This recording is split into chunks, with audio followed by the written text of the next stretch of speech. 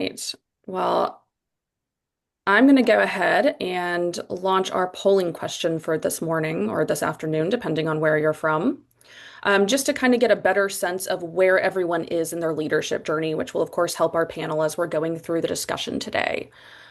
So, as I have that up, I want to introduce myself. I'm Laura Cotton. Thank you for joining us today. We're going to dive into what it takes to coach, develop, and retain a motivated pre-sales team today. I'm really pleased to be joined by Danny Garcia, our VP of Sales here at Salio. He's going to be moderating the discussion, and by Brian Cody, who's VP of Sales Engineering at Clari, and Morgan Ballevre, who is the Director of Solutions Consulting at Impact.com. Before we jump into the conversation, two really quick reminders. We're going to have time at the end of the session for Q&A. Please feel free to submit your questions at any time. We do ask you to put those in the Q&A window, not the chat, so we can keep those separate. Also, today's webinar will, of course, be recorded and made available to all attendees. So with that, I'm going to go ahead and hand things over to Danny to get us started. Awesome. Brian, Morgan, thanks both for joining and being part of the podcast or for the webinar, should I say. um, so let's kick it off in terms of the session. The first question that we got here for the group is just trying to establishing a frame of reference. And so when we think about skills and behaviors, what do you guys think that are the most important for pre-sales today? Any that you think are sticking out that really make a pre-sales professional great? Go Yeah, ahead, I, Brian. I'll go first this time, Morgan. I've boiled down our framework, and we're actually just merged with SalesLoft, so it's super exciting to kind of bring two themes together and align what great means. So what I look at from a human-based perspective, we boiled it down to three competencies: advise, solution, compete. Advise for us is, can you go into market and do you know your personas? Do you know the industries? Do you know the value that you need to create? Do you know the workflows? Can you actually go just have a business conversation to optimize processes solutions without having a technology conversation? Solution is the technology element. So product, it's rooted in product expertise, but can you be creative in how you go solution? Do you understand the integrations that you need to work with? Do you understand those systems? Do you understand our products? So you can come up with a comprehensive solution that solves business problems. And then compete. At the end of the day, we sell. So we are in a highly competitive space across all tech industries right now, thanks to AI and increasing the overall competitiveness that everybody is experiencing. So do you really understand the market? Do you understand your competitors? And you're developing the skill sets that allow you to compete, which ultimately comes down to how well you can do discovery, how you can demo, how you can achieve technical in the sales process. And I think the underpinning now for all of us as leaders in the space is, how do you leverage AI to elevate those competencies? So those are our three competencies. And so we round out and make sure that everything we're doing is oriented back to that, everything from leveling, coaching, career development, et cetera. And then how do we use AI to augment what we need our teams to do? I love it, Brian. Some of them are very similar to mine, obviously. I think you and I have spoken a little bit over the past few months, and generally, I think we are quite aligned on that. Uh, from my side, and especially with my background, so for those that know me a little bit, I worked in the ed tech industry for a while, but I'm also very versatile when it comes down to living in multiple countries. And I think based on that, there is two big things that kind of popped up when that question was shared with me.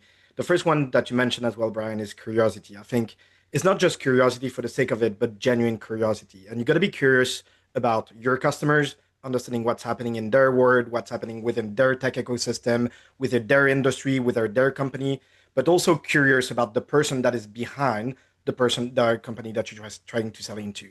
And again, the discovery is really working if you're genuine about it. If you're just trying to sell them something, that's not going to work. So that's what you really got to go back to, that very much people skill or human skills as well, as we can call them, which is that curiosity first.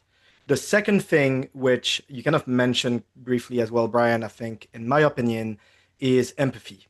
You cannot be truly a good solution consultant or pre-sales expert if you don't have empathy towards your client, because empathy will bring you the true reality of the challenge that they're facing, and really digging based on the curiosity that you have to what is the reason why they're facing that problems, and then finding the right solution, which hopefully is the software that you're selling, but it can also be sometimes that you're not the right fit for their problems at that point. And I think having that empathy is really crucial in order to be a standout solution consultant. And maybe the very last point, which is very dear to my heart, and for the people that follow me on LinkedIn, I share that because I ran a session at Arisco at impact.com. It's storytelling. In today's world, especially in a technological world where you have Gen AI, pumping lines of codes faster than ever, features and function are not what's going to differentiate your software. Storytelling, based on the information that you gather thanks to your curiosity and empathy, is really what's going to make everything stand out when it comes down to truly be that good solution consultant. So I think for me, it's really around those people skills, which eventually will differentiate us, especially in a world where Gen AI is changing the way we sell, changing the way that we approach problem, and even the way we learn. I love the It's empathy awesome. call out.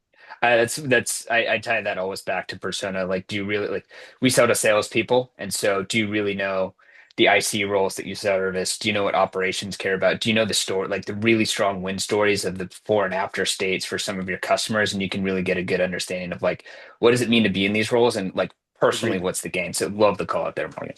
Because sometimes again you don't even use the software like you probably do, Brian, based on what you're selling, but sometimes like you don't even use or have never really used the software that you're selling. So really having that empathy brings you to that next level to truly understand what's driving somebody to even listen to you, right? Such a good call out. Yeah, not everybody's going to be a user of their own product that they're selling every single day. I had the benefit of selling Sales Loft back in the day when it first came in, and it was you have so much more conviction whenever you are a user of your product and you get the benefits of leveraging a solution like that. Same thing with Salio. We drink our own champagne. We leverage our technology, so it definitely impacts the overall like conviction that you have with the sales process and what you're doing on a day-to-day basis. I'd be curious to get from the both of you, is there anything that you've had to unlearn or there's maybe surprised you when you think about developing your teams? I do. And I think maybe the biggest one for me was learning or relearning how to learn. And I think in today's world, especially with Gen AI, the access to information is even faster and easier than it ever was. So there is no more excuses of not knowing your customers. Like you can pump those like even financial report, especially if you're selling at enterprise level, to gather the data and ask all of the question to the AI to gather that. And I think what kind of what one of the approach that I had to relearn or unlearn is traditional way of approaching a deal is not the case anymore, especially when it comes down to knowledge. So you need to double down on those human skills, which truly make the difference. And I think unlearning that when you've been in the profession for a number of years is really one of the key aspects of the change that I've seen in the market for the last decade, I would say. Yeah, the two things I would add to that is on the unlearning, like on to tie off on what you were talking about, Morgan. I was in Salesforce before, and we had joined Clari when we were 70 people. We grow and scaled, but I think it's always like constantly reassessing like the old paradigms that you have on Mm-hmm. things like sales process, right? That's where we're in day to 100%. day. I mean, when I first started, it was like you don't get a demo until you do discovery. Buyer expectations have changed. You have to unlearn and you have to constantly think about like what do buy where are buyers right now? How do you drive customer outcomes in the context of a deal to drive velocity to get them where they need to be faster? And so constantly thinking about how that's going to change. As AI develops, that's going to change how we think about demo. Mm-hmm. We'll probably talk a little bit more about that later. The other thing that I think is important to unlearn, and there's kind of a push-pull here that's interesting, as I've learned from some of my mentors. Um, I think the thing I've had to unlearn is taking control on driving revenue outcomes. That's one of the hardest things to do.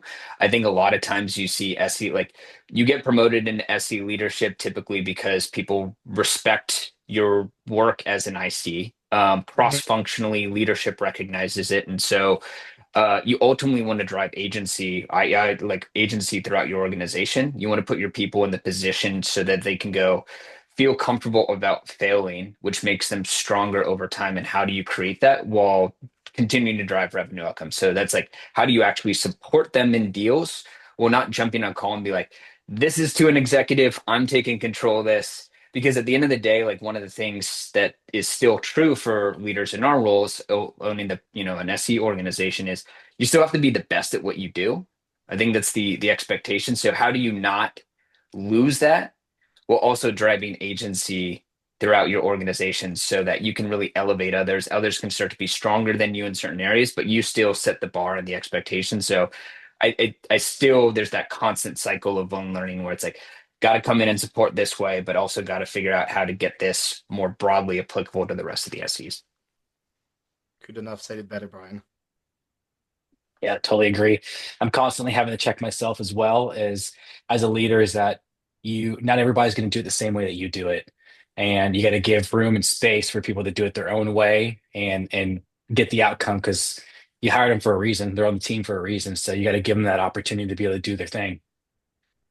And just one other point, I've seen this play out where, especially within our customer base, a lot of times sellers get promoted to managers because they're the best sellers, but you have to move out of being a super rep. Then Yes. you get stuck in that player coach role. And so how do you elevate out of that? I've seen that trap. Too many great leaders fall into that trap. And so how do you eventually break that mold?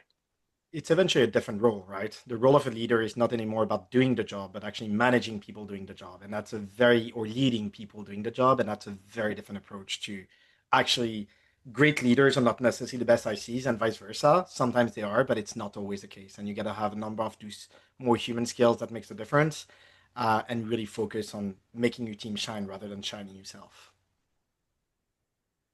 Love it. A lot of great points here, guys.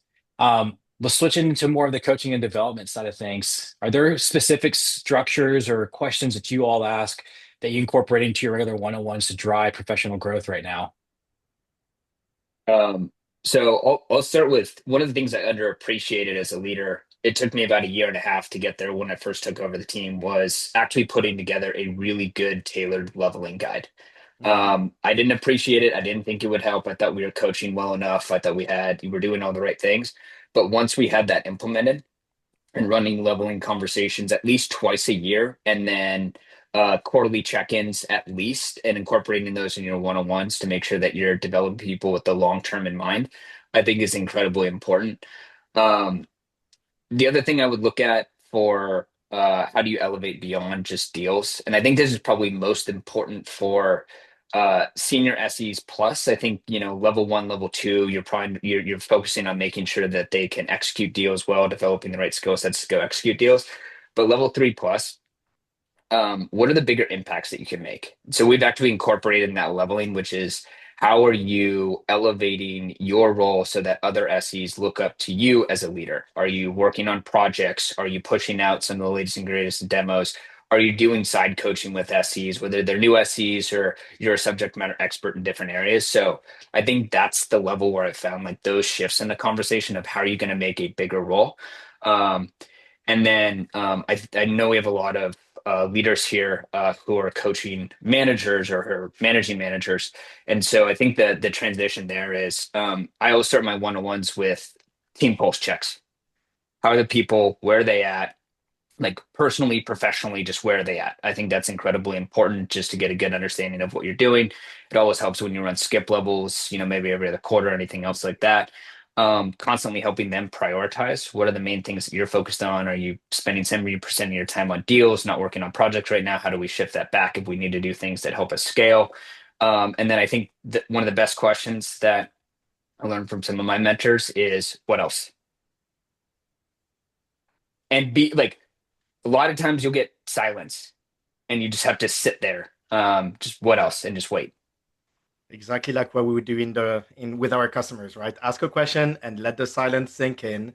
And honestly, it works. It makes people speak at some point. It's uncomfortable at first, but yeah. So honestly, Brian, I think the last point that you mentioned for me is for me the most important one, right? I think at the end of the day, like driving professional growth is about understanding people more than anything, where they are in their career, where they are in the personal life, right? Because that happens in the way that you see your career forward. If you're like brand new parent, you might not have the same aspiration that if you are, somebody with more experience. So trying to really understand where people are in their personal life and professional life and career is really for me the most important part, and that becomes that continuous discussion.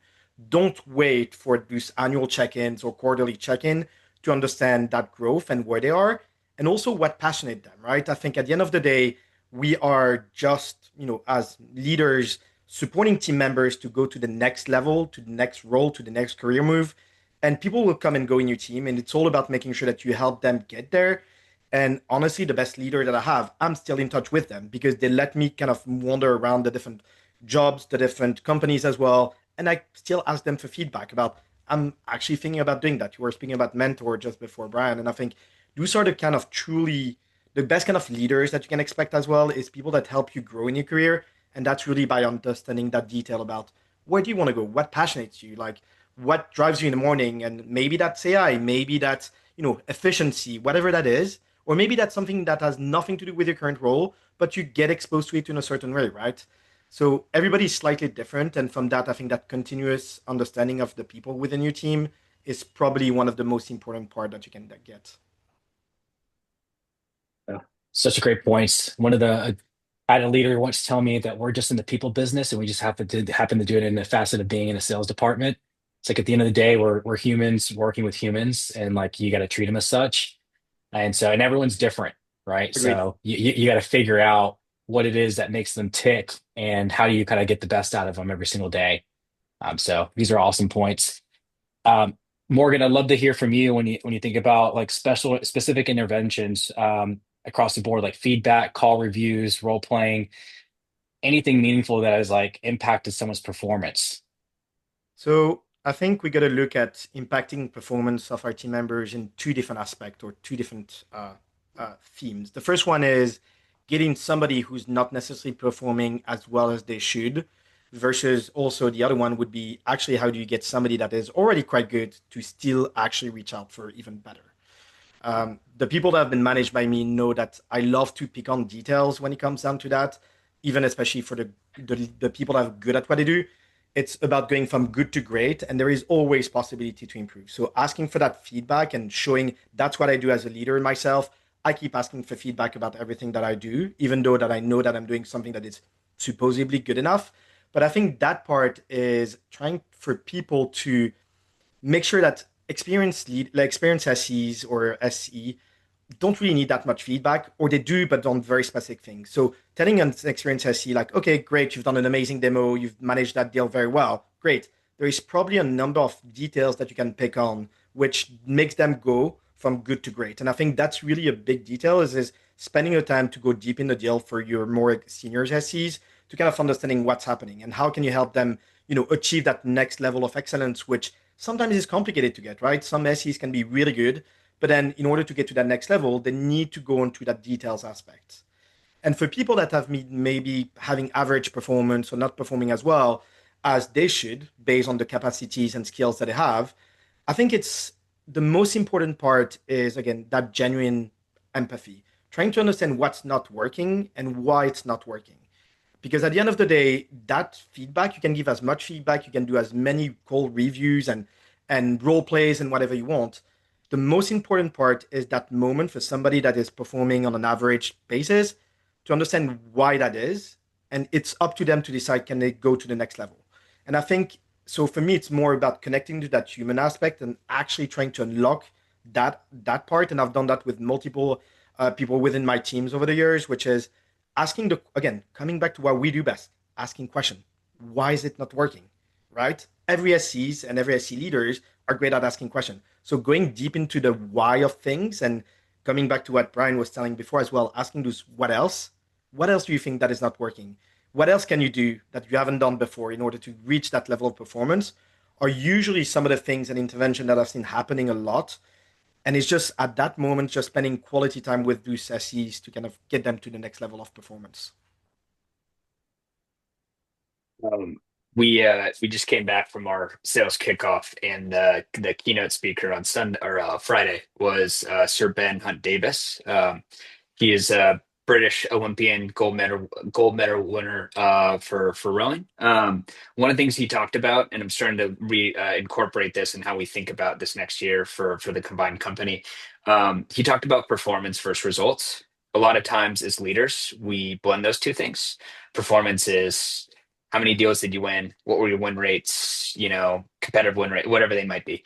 But those are results. And so how do you actually look at different performance elements that help you ultimately achieve results? And so he talked about how the team really focused on all the different performance elements that would make the boat go faster, down from individual skills, strengths, techniques to, actual boat design. And so starting to think about how we incorporate those things into our next year. But just some tactical ways that we try to approach sort of that concept in mind.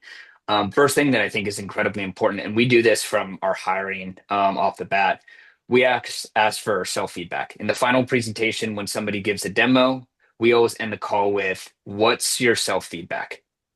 Like, tell me what went well. If you had to redo this, what would you do over again? I take that same approach in a lot of my one-on-ones, any like post-call reviews, anything that we're working on. I think that always opens the aperture, especially since you incorporate in the hiring process that feedback is incredibly important. I ask the same thing from my SCs, like, here's what I think I did well. Here's what I would have changed. Like, what would you have done differently? I just give, a roadmap demo at RKO. So ask every single SC that. So I think that's incredibly important tactically to constantly do. I found that to be incredibly successful in setting the right tone and culture for openness to feedback. A few other things that tactically have really helped us on the performance side.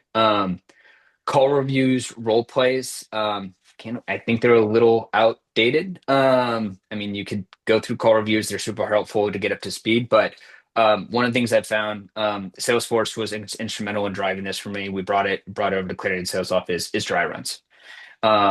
So actually taking on the role, I guess it is sort of a form of role play, I guess, if you will. So maybe to backtrack on what I said, but like, do a true dry run. Run through your deck. If you have a value engineer taking on a role, if you have a leader taking on a role, run through the demo like I'm your customer, and then providing the feedback and then doing the debrief after the call. Whether you watch the call recording or whether you attend the call lives, we usually do dry runs for the most important demos to the executive buyers late in the cycle. So the volume isn't like excruciating for leaders to jump in and do this, but dry runs have been incredibly important.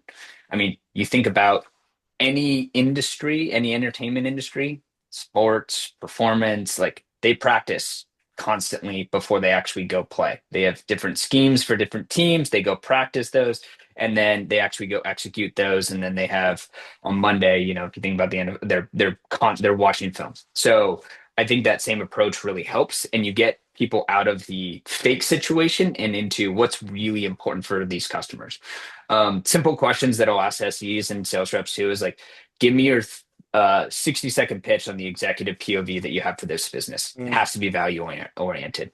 Check them if they go, this product's going to help them do X, Y, and Z. No, put yourself back to your empathy point more. Put yourselves in the shoe. Pretend you are an employee at that customer. Break down that executive POV. If you have that baseline 60-second version that then cascades to the rest of the presentation, it's incredibly helpful. A shift on enablement that we've made, we run these quarterly. We do different competitions that align to our competencies. So we get some spiff money, or maybe we just fund it out of pocket, or we find some way like, hey, you get 2 days off or whatever it might be. Find creative ways in which to reward people. But we do competitions. We generally pair SEs up because collaboration is incredibly important in SE team culture from my perspective. So we'll do things related to demo of new products. The funnest competition we've run, we've actually had RSCs present as competitors back to the rest of the team to try to really steelman our competitors' case against us.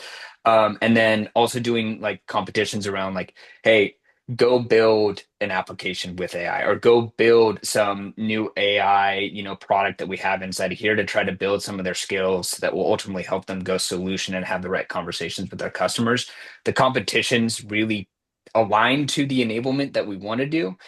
but they break the mold of, hey, I have to go into a system, record myself against a situation or whatever it might be. So it makes it a little bit more fun and there's a reward behind it. That's been incredibly impactful with not just the SEs, but we brought that out to the reps, the CSMs, professional services, etc.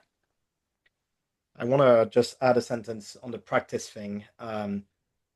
Few years ago, one of my leaders, who was a mentor, basically told me that, especially as an SC, but I think it's probably true for any kind of roles that you're doing out there, is don't practice until you cannot get it, like until you get it right, but actually practice until you cannot get it wrong, which is a very different mindset here. Is like, and you mentioned sports people, like musician, whatever you do, the people that perform the best, what you see is they perform the basics all the time and they rehearse and practice that until they cannot get it wrong. So if something happens, they never feel like they're going to be thrown off about what's happening. And I think that's probably one of the greatest trait that you can see in really good SCs out there is they practice, practice, practice until they cannot get it wrong, basically. I Love it. just calling out a comment I just saw Steve Klein's comment on give a demo without using products, acronyms, etc. That's great. I'm gonna steal that. That's amazing. I've done practice a demo without the screen behind you to practice the storytelling. That was another one that we worked well about. Demo me the solution without having any screens that you do. And if basically you focus on value and storytelling and you don't focus on what's on the screen. And that was another really good point out there. Really That's hard. I mean, awesome. that's one of the reasons that I became an SE because I found like once I had the ability to show the product in the context of like the value that we were trying to drive, you're like, oh, this is great. This is way better than slides or whatever. But Agreed. so hard mold to break for sure. Awesome. Yeah. I love what you guys are saying because I think no matter who you are, you got to get the marbles out of the mouth. Like it's one point or another. Like every person, whether you're an athlete, you got to stretch in the morning, you got to do all the things to get prepared and ready to go. And you got to be able to do the fundamentals correctly. Otherwise, if you can't do those things right, everything else is kind of out the window. So I love it. How do you guys raise the bar for discovery and storytelling in other areas of like business acumen itself? Brian, you want to kick us off on this one? Yeah, so I'll break it down into specific examples that we've implemented for all three. So storytelling, I'll go back. I think it's important as leaders you lead from the front on this. If you are not modeling storytelling, why is anybody else? So really consistently investing in your demo skills. I mean, a lot of times like we're all still demoing in high pressure situations to executives or analysts or, marketing engagements, anything else like that. So constantly trying to refine yourself on how you improve storytelling. I think it's also one of those things that like you're never done, right? Just like demo builds or anything else like that, you're never done. So you constantly got to invest in like what's the new version of that. I think one of the frameworks that we've tried to implement or we've implemented across the board here is the basic framework. It's persona orientation. I like persona orientation. It's uh, as a blank persona, I need to achieve this outcome. And to achieve this outcome, I need to accomplish these workflows, jobs to be done, steps, like however you want to sort of define it. I think breaking down that has given me a good mental model to be able to go, and use for myself and show the rest of the team how that's valuable, and then implement that across the team. And then I think the second part there from the storytelling piece, because a lot of SEs have strong technical backgrounds. They love products. They want to talk about products. Is elevate your best. Stole this from Josh Aronoff. Shout out to Josh. But when we were talking about storytelling, his transition, he was telling me a story of how his Australian SEs really picked up on the storytelling. So he was like, I stopped focusing on the entire org. We focused on the Australia reps, and then we started to elevate the Australian reps in company engagements, things like that. And everybody saw the shift in what a storytelling oriented demo was versus the product oriented demos. So I think that that method has really worked in elevating some of your best and the people who lean into it. On discovery, just a basic concept that I think is true. Good discovery is really a byproduct of two things. It's natural curiosity, which you should Mhm. be hiring for. I think we've seen a million comments in the chat around that, so you should absolutely be hiring for that. And then there's confidence. Confidence is generally built by expertise as you get more comfortable in the products. as you kind of look at a typical arc for an SE, first you're unconfident, you can't answer any questions. You go into a demo, you give your generic demo, you get a little bit more confident, and you just start answering questions right off the bat. But the true confidence in SEs comes through once they really know the solutions, the personas, the value that you're trying to drive. You start to ask questions back. Yes, you're going to answer the basic technical questions, but you really ask questions to understand the business context, the uniqueness of the customer that you're working with.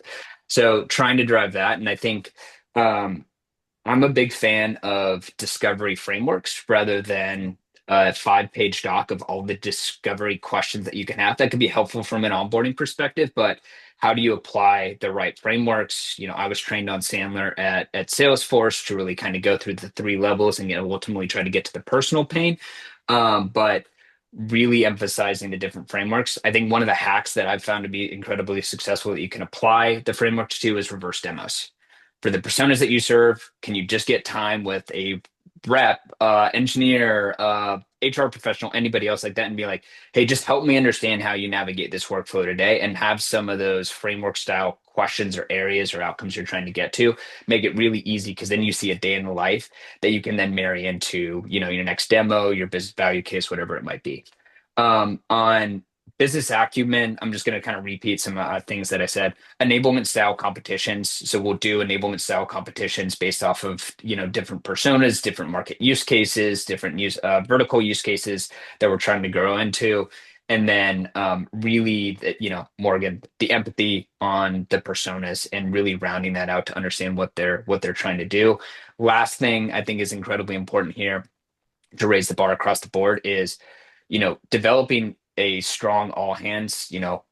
Andy, CEO of Clari, that was a mentor of mine. He put a lot of effort in the all hands, elevating ICs, elevating different people to speak. He probably spoke for 5% of all hands, and so trying to learn and model off that. So when you're going into all hands, you're elevating the things we're talking about: storytelling, discovery, wins, or anything else like that, and you're hearing from the people that are in the day to day, living those and performing well.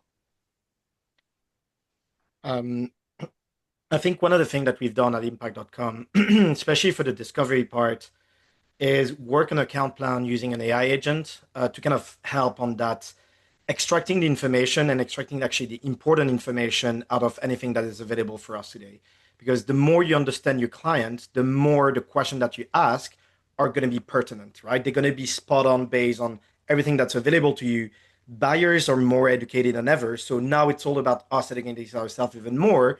And again, using Gen AI and the different agent that can be built, that's one of the things that our enablement team has been building, which is geared towards both SEs and AEs, right? At the end of the day, that discovery also going to be around a role play between your AEs and your SEs in order to extract that. And that's, I think, one of the things that I raise the bar in my team is, don't think about it as a technical discovery or a business discovery. This is about you understanding your customers so that you can solve their problem.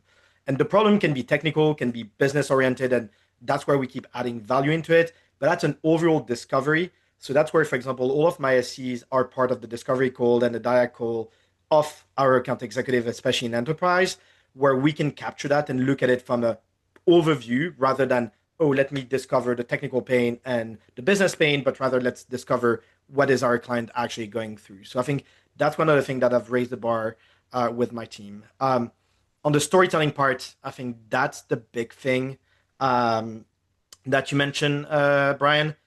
Just be the role model that if you want to actually speak about storytelling.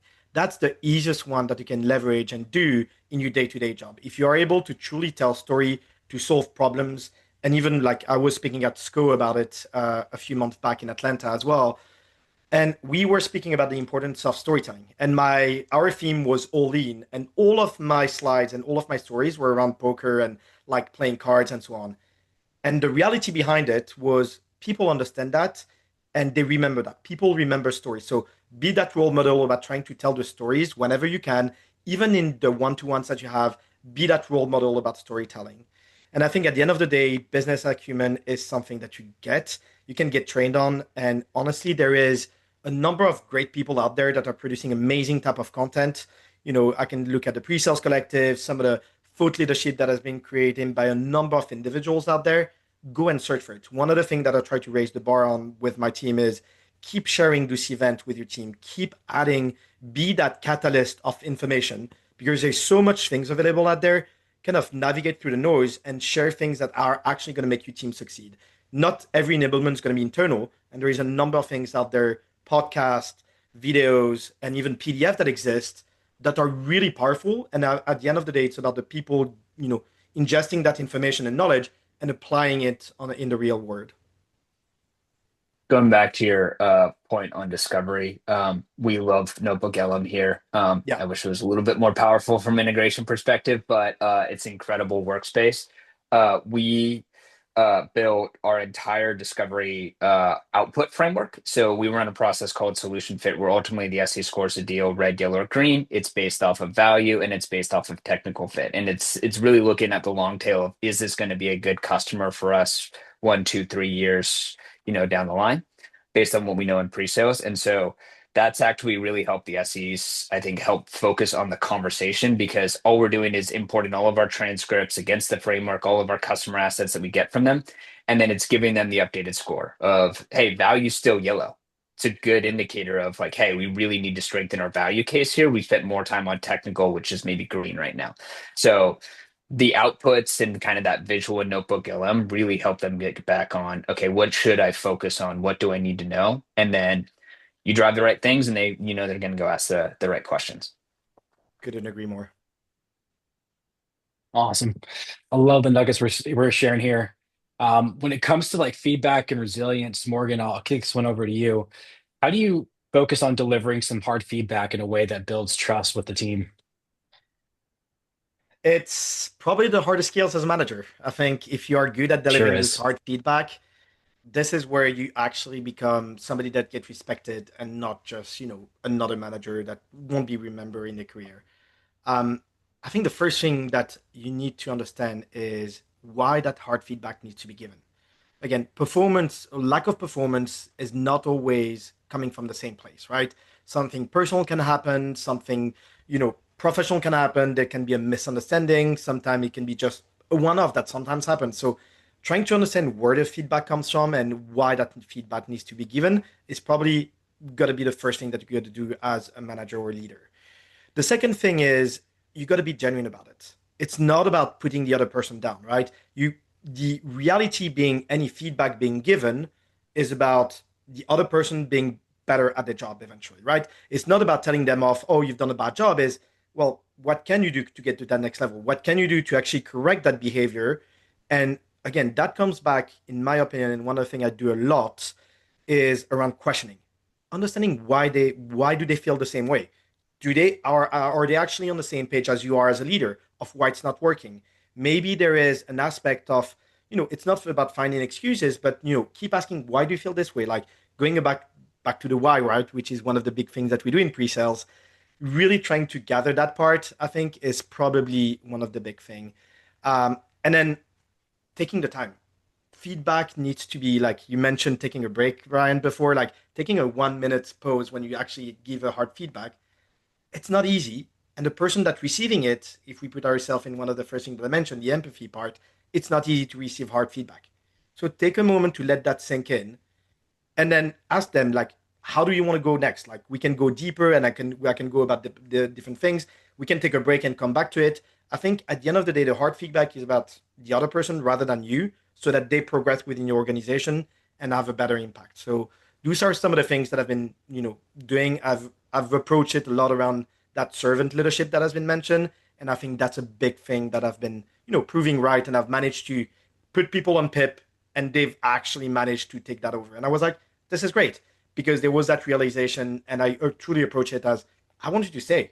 I don't want you to go. I want you to stay because you have the skills, but you need to prove me that you have the skills. The way just go back to one of my mentors here. The way he framed it when I first took over the team, and I've tried to live this throughout my now eight years leading the organization.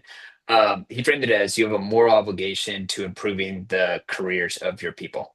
I think that's an incredibly good way to look at it, because it looks at how do you accelerate them, but how do you also, coach them or provide them the tough feedback.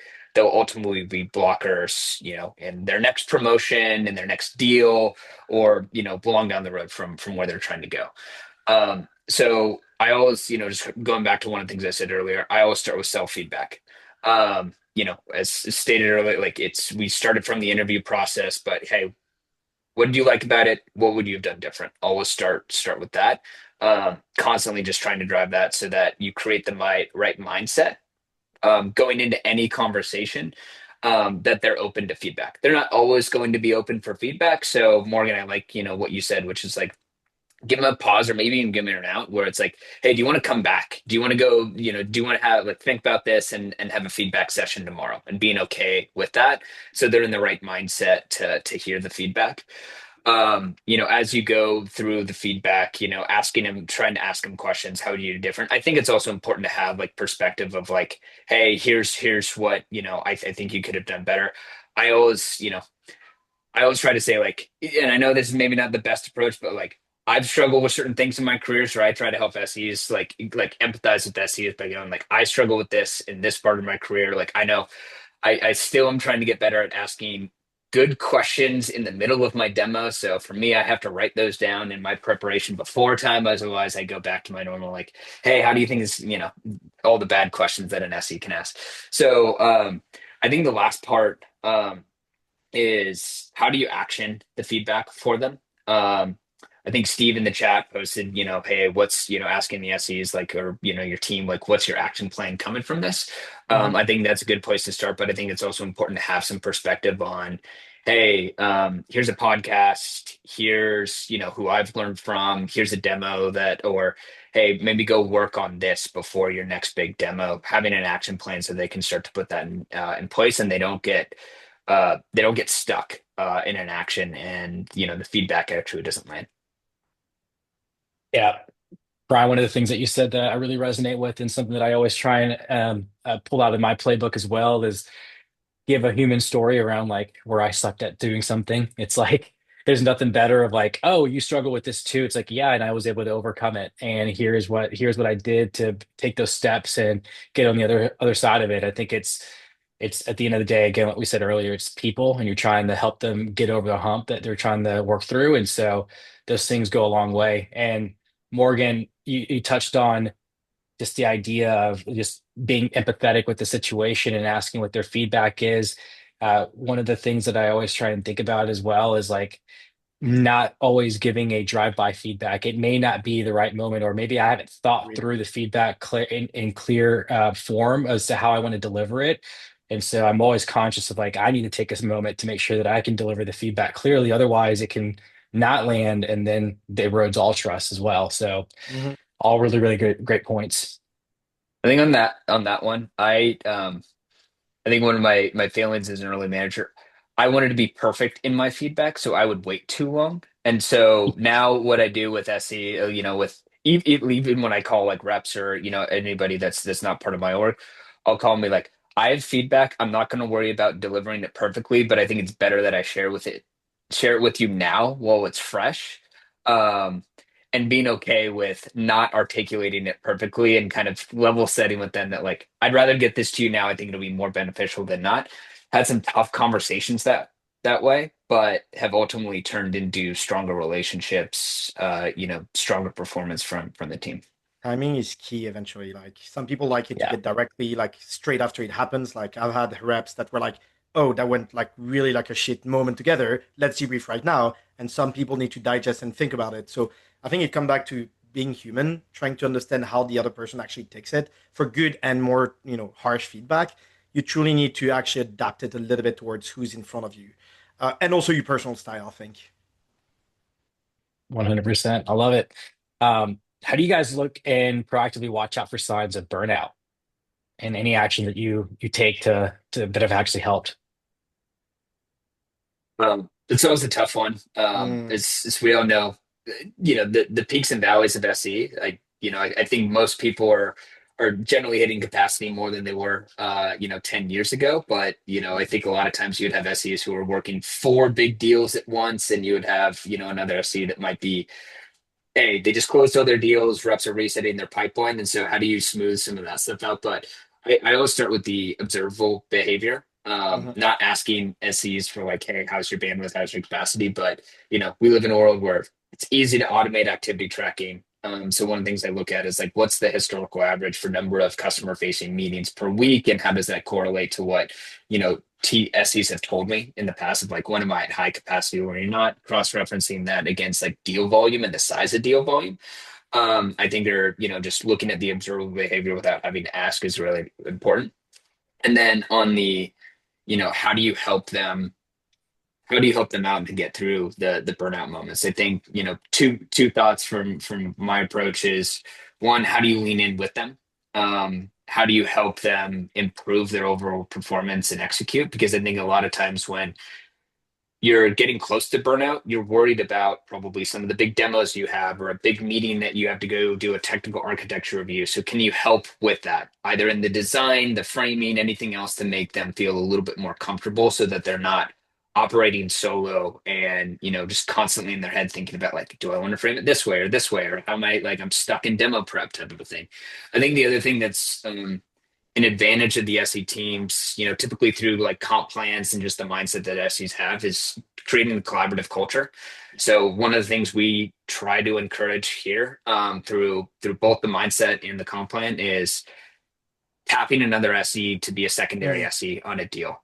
You have support there. That way, like capacity is a little bit more smoothed out across the board. Somebody who maybe doesn't have as many deals or as high intensity deals right now, can you get the support of the SEs? And then that is just naturally picked up throughout the business where SEs will go and support each other without, leaders having to jump in and be like, hey, can you jump in over here and help Morgan out with this upcoming demo prep or, helping out with like this deck or anything else like that. So I think those are two of the ways in which I've applied the action to help solve burnout. Yeah, I'll double down on the team aspect. I think on the way to look at it, I think we all have different ways to look at it from leaders and from a leadership perspective. But the way to action on it, which is really the important part, is our plan at impact.com and any company that I've been part of, SCs were targeted on a team basis. So that means, again, you have two SCs working on a deal, you can definitely do that, and nobody's going to actually be not rewarded for it eventually. Because if we win the big deal, everybody wins and you can decrease the workload. So I'm a really big fan of that because that drives the behaviors of reach out for help. It's not about you and your deal, it's about the team's deal. And if somebody needs to step in, including myself as a leader, I'll definitely do that. The other part that I've been seeing as well is sometimes people get stressed because they seem to have a lot, but helping them understand the deals, priorities, and coming back to that. I know it's a very old school thing, but sometimes your brain starts spiraling a lot, like, oh, I got this, I got that, and I got this, and then so many requests. And then when you start asking questions about, so you stress about that deal, but it's not happening for another week. What's stressing you out? Well, I need to build a demo. Well, maybe you can push that for the next week or ask your rep sometime to push it out, right? Don't be afraid to also tell USCs that it's a team sport eventually when the way we win deals. So having the SCs also voicing that towards their rep. This is happening. This is actually a really like busy week. Can we push out for a week for like the number of things that I need to deliver? And honestly, most of the time it will be okay. Like people understand we're not working in a place where we are actually saving life. We're selling software at the end of the day.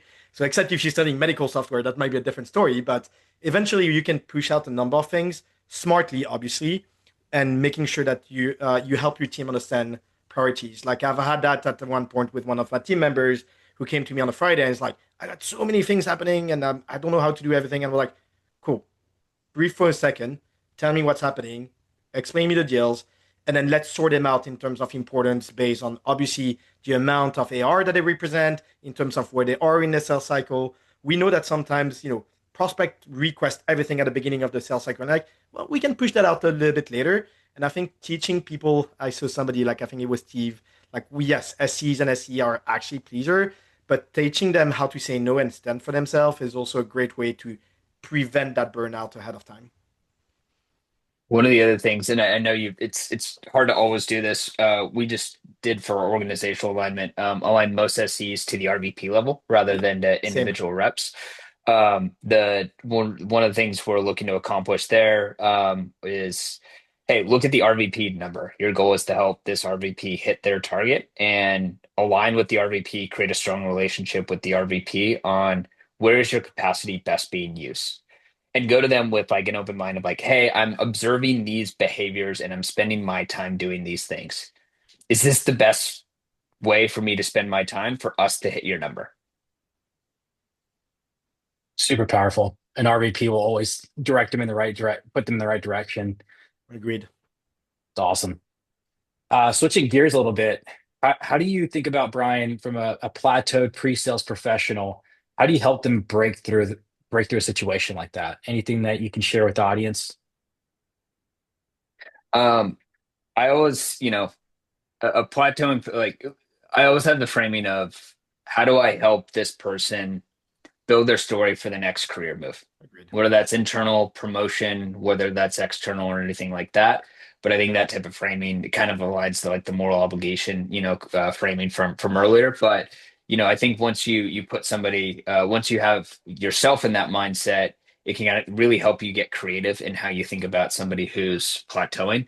I think we'll walk through a few different scenarios in some of your next questions, Danny, on like different situations of that. But I think depending on where they want to go, how do you elevate the their time and capacity to be able to do the things that get them the next move? Is that Mhm. moving up the IC chain? And so there you're going to focus more on, overall performance and skills and looking at the overall results. Are they driving the results and the actions there? Are there areas, if they're stronger in storytelling, can you put them in positions for analyst calls, different events, speaking engagements at RKO or anything else like that? If they're more technical, can you get them involved in EAPs, product SME, or building internal tooling with AI to help the SEs, scale some things like knowledge or demos or anything else like that. And then I think, not all organizations have this advantage, but finding creativity in the role. And I think Mhm. that's incumbent upon you as the leader of like, hey, are there specific roles that make sense to solve the business problems that your company is facing that you can try to push this person in that maybe isn't your traditional management path or help them get to that next move with the next career move mindset in the back of your head? 100% aligned with what you said, Brian. I think at the end of the day, it's making sure that as leader, we're looking after people that are in our team for a certain amount of years, and they can move our teams. They can move internally, as you mentioned, Brian, or they can move externally. And as leaders, our job is to help them get that next move, whatever that is. And sometimes plateauing is not about things that you mean you mastered, and then it's about coming back to that empathy aspect that I've been kind of mentioning a number of times. Understanding what they want to do next is crucial, so that you can get them that next level of project that they can work on in order to really be where you are. And I think eventually it's also being super transparent as a leader about where the organization is. Not for every single, plateauing SCs, you'll have something next, right? Sometimes that's nothing next, it's outside. And as a leader, it's your job to support that. It's not a problem having, people living in the organization because they become basically people that will refer other SCs or other people to join your team because you've been such a good leader. And that actually happened to me a number of times. And I think that's one of the shift of mindset is it's not because somebody is plateauing that it's a bad thing. You got to look at what's next for them and really help them get there. Awesome.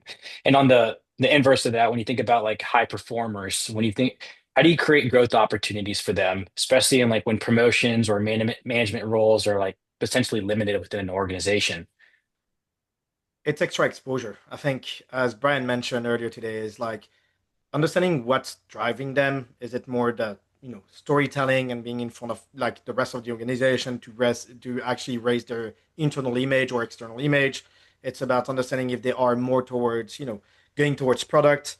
I think giving them that extra project internally in the company is actually helping them understand that it's not because you're a high performer that there is a job for you here the next time, but also it's like it's all about the possibilities exist. And as Brian was mentioning, let's be creative. Sometimes there is jobs that don't exist, and there is a number of jobs that didn't exist maybe 5 years ago that now are getting created. So now when you're starting to say, let me think about what's next, it's about getting to the next step and creating that next level for them, and maybe a brand new opportunity in the company or outside of the company. I'm going to focus my answer on the management role. I think that's one that a lot of us face some challenges with when, typically have, one, two, three, number of high performers. They think about the management track. So I think when it kind of goes back to like, hey, can you broaden their scope of like how they think about what the future is, both from their career perspective and where the direction is going, as it relates to the pre-sales role, technology, or anything else like that. And so looking at the management role as one example here. Um, Anybody that's interested in management, I tell them the same thing. Are you doing the things before the actual interview that would put you in position? Pretty Hmm. much everybody that I've hired as a leader from an internal promotion has acted like a leader on leadership's behalf in one capacity or another. That's Agreed. coaching new SEs or coaching experienced SEs as subject matter expert. That's scaling out things via projects, Hmm. whether it's how do you improve RFPs, how do you create the next level of demo storytelling, anything else like Hmm. that. Or if they want to go, alternate paths around product, or maybe they just want to, figure out what's like the elevated IC role. One of the things we were exploring for somebody before we actually had a manager position open up and we moved them in that was more of a field CTO role, which was tighter integration with product to capture voice of customer and broad support of our big most strategic enterprise deals, because very technical role, didn't have a manager position. So we were looking at like, okay, this is a way that the business is aligned, got our chief product officer on board, got our CRO on board, and got our HR team on board of like, hey, this is a role that makes sense, skill sets aligned, strong talent. We'd like to retain them if, Morgan, back to your point, like if he's going to go somewhere, I'm going to, great. Like, he'll find a great role. But if we want to retain him, like, I think this role makes sense from a business perspective and Hmm. aligns to some of the career goals in lieu of having a manager position. So trying to find those roles that will help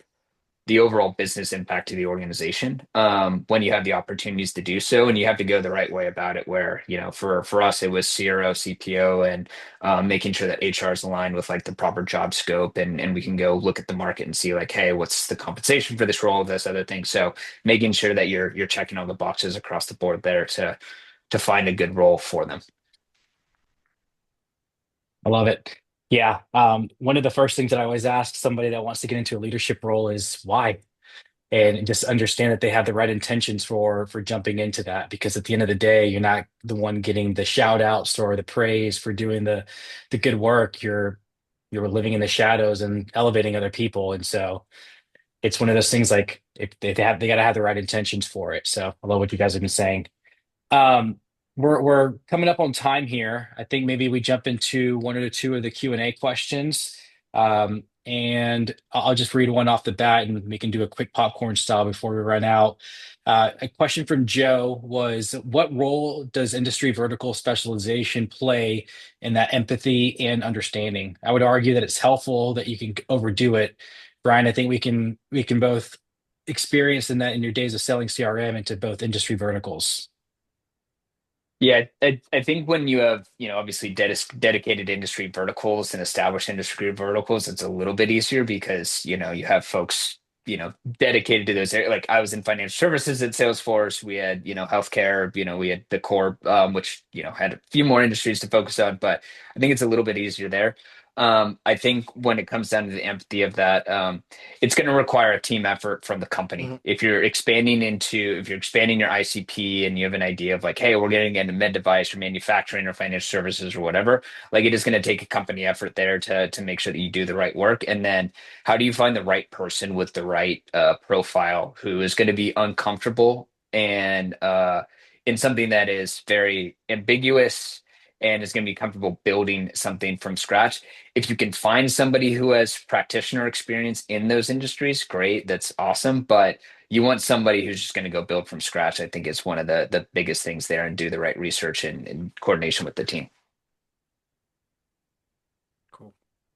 I think from a industry vertical specialization, I think it's important. But nowadays, again, coming back to one other point that I made, information and knowledge is a lot easier to access. So if you truly have that curiosity, you can upskill yourself in that knowledge about the industry. You're not going to become expert overnight, but you can, if you're truly curious and want to learn, you can learn a lot about that and really upskill yourself. As long as you have that empathy and that curiosity, that specialization becomes important. But in my opinion, if you're curious, you have empathy and you have good storytelling, you can learn the specialization as you go on, and that's something that we can definitely do. Last thing, just to jump on that, learned this from a friend of mine. Just using any of the LLMs to go ask, like, I'm going to present to this company. Give me a day in the life of Yeah, this role, this role, this role, married up with like market research. That just speeds up the okay. I'm going to this situation I've never been into. Now I have a better idea of like who we're serving and why. perfect. That's awesome. So many great nuggets, guys. We are up on time. We have officially wrapped up. Laura, any parting words for us? I just want to thank the three of you again, Brian, Danny, Morgan. Wonderful content. Really appreciate you getting on with us. To everyone who joined us, thank you for being here. Please take a minute to answer the exit survey as we really value your feedback. And thank you for being here today. Everyone have an awesome day, please. Thanks Gentlemen, so thank much you so so Thank you much. much. so Everyone much. take care.